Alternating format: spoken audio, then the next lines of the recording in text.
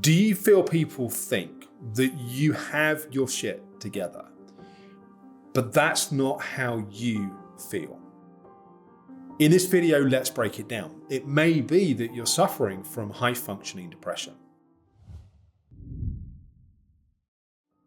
Hi, I'm Alex Howard, and I'm the creator of therapeutic coaching. And for the last 20 years, I've been working with people with everything from anxiety to depression to self-esteem issues to complex chronic illnesses.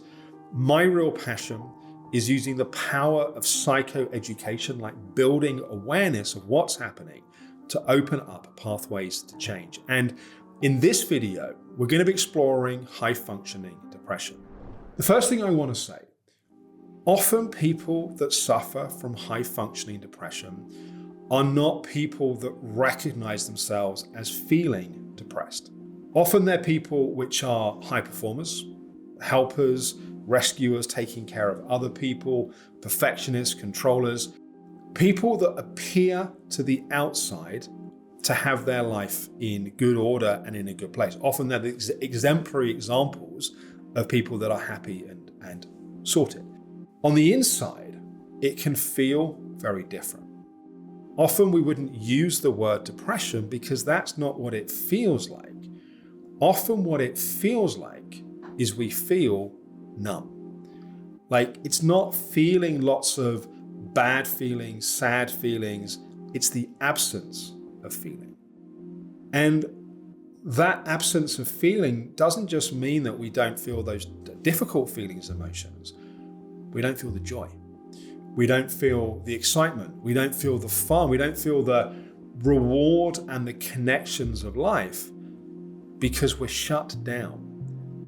It's like our heart is defended and protected, and we're so focused on what we need to do, what we need to achieve, that even when we achieve those things, we don't feel the sense of connection, the sense of joy that comes from that.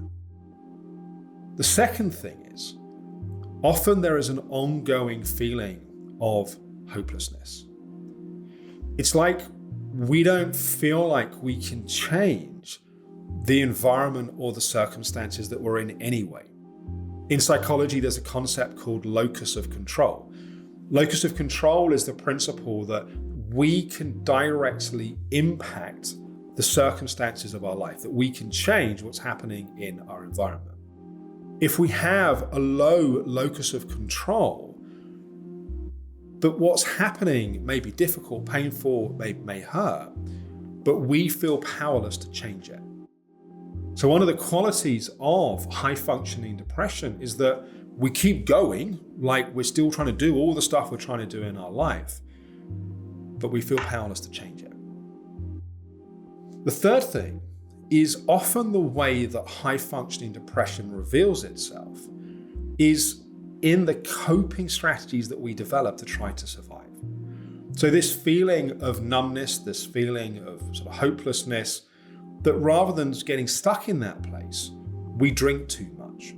We try to change how we feel with alcohol. Or we're always busy, like we're always doing something, because then we don't have to stop and feel the way that we feel.